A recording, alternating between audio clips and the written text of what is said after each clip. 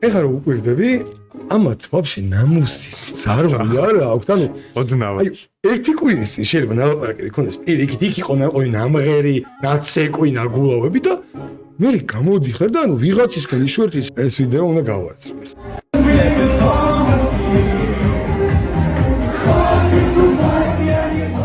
იმერა შიგნით შესულიხდები, ანუ ის მომენტი კი არ არის აქ რომ ოდნავ წაიმღერან ღადა.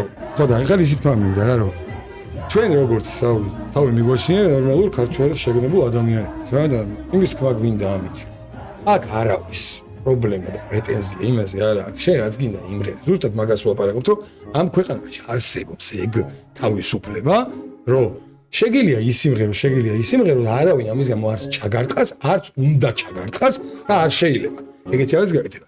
ჩვენ როგორც ესეთი რაღაცნაირი შეგნებული კულტურული ადამიანები უბრალოდ მოგიწოდებთ. ურა, რუსული სიმღერის პრობლემა კი არ არის პრობლემა. ან რაც გისწორდება იმის სიმღერა კი არის პრობლემა, ან რაღაც ბავშვობის ნოსტალგია ქონდეს შეიძლება რუსულ სიმღერას და გისწორდებოდეს და თავდები. ეგეც არაა პრობლემა.